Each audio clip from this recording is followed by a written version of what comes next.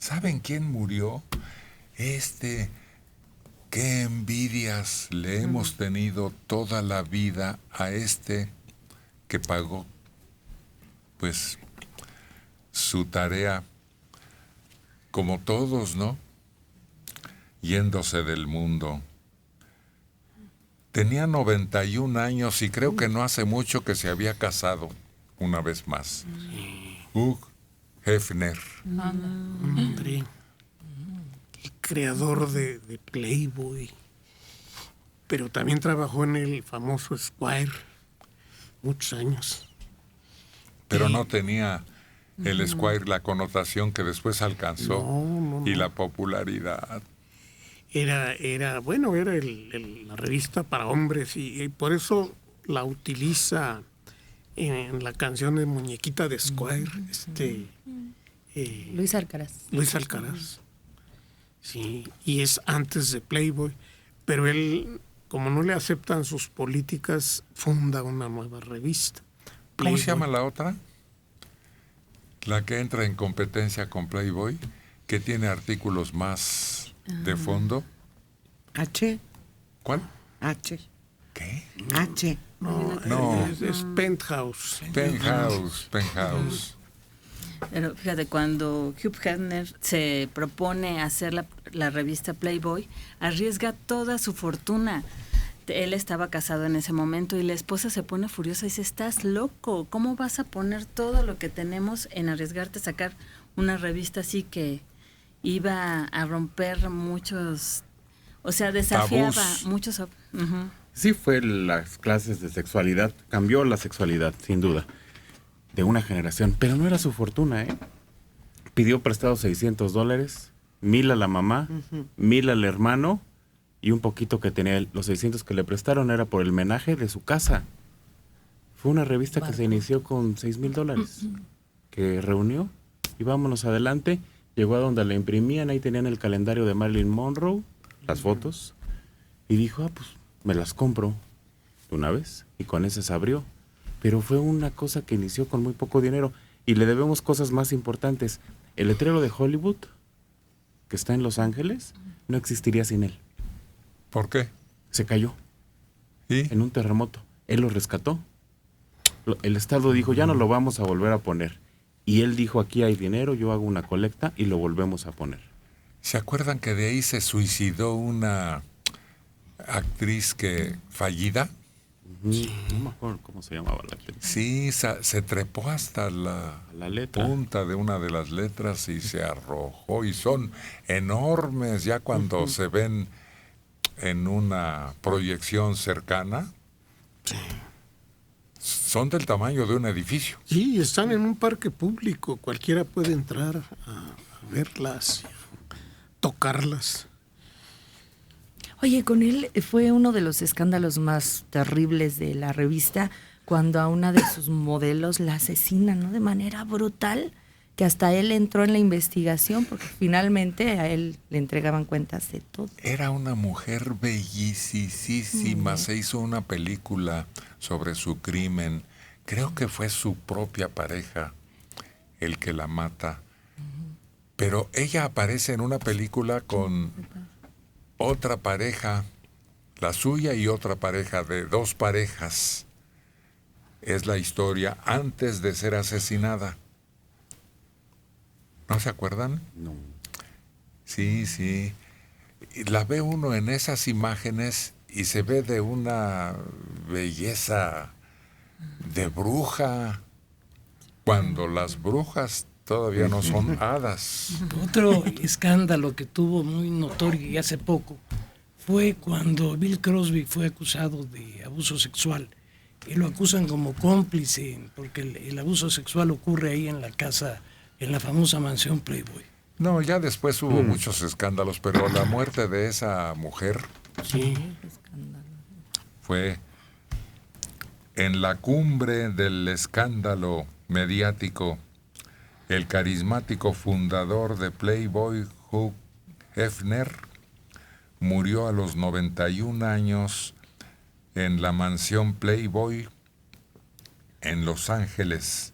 Nacido en Chicago en 1926, fundó Playboy en 1953, después de que los directivos de la revista Esquire le negaran un aumento de $5 a su sueldo.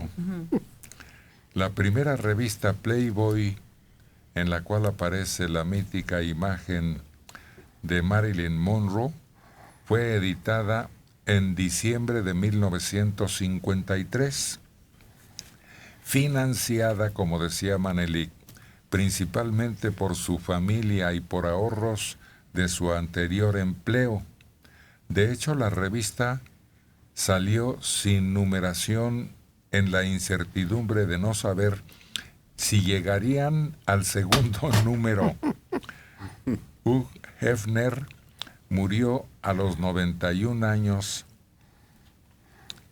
y así se va un ícono en el entretenimiento para adultos, aquel que se atrevió a desnudar a miles de mujeres y al mundo entero.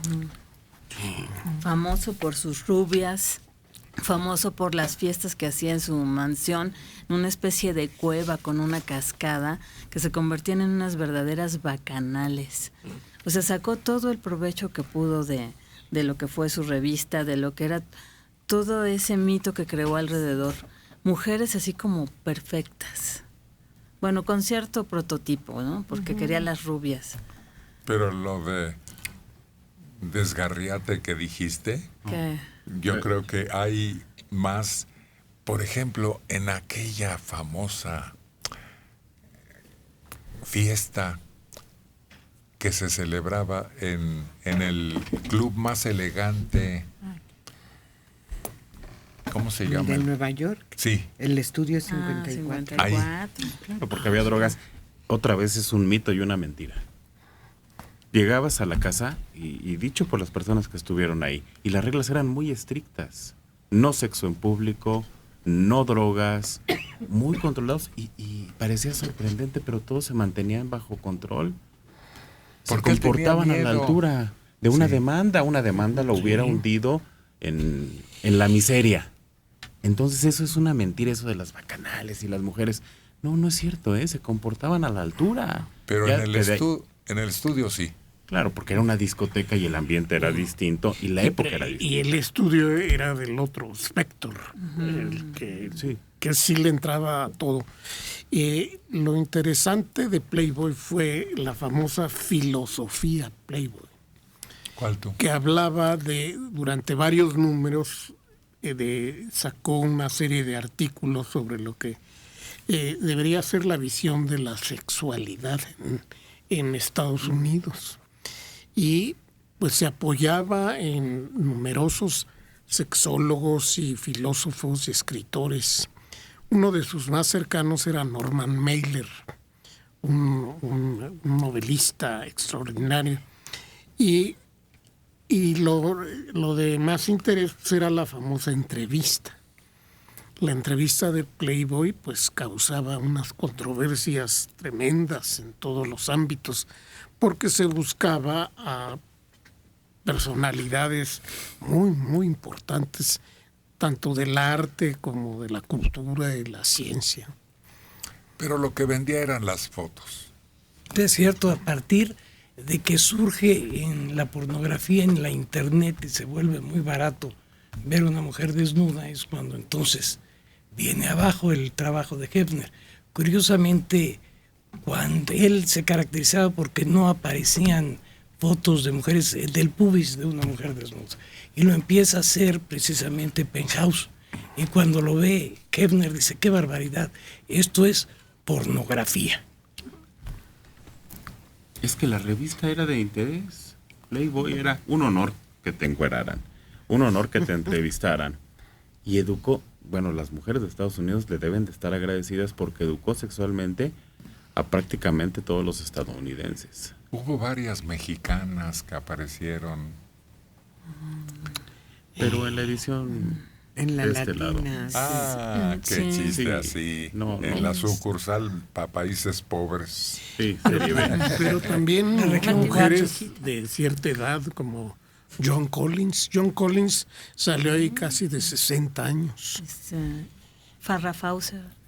Pero es que John Collins no tiene edad, Mario. Era un maniquí. Claro. John Collins no representó nunca la edad que tenía. No, además era fría, no era una voluptuosidad atractiva. Era muy sin chiste. Creo que fue Pamela Anderson la que tuvo más números y con todo y que ya la mujer está sesentona, volvió a salir.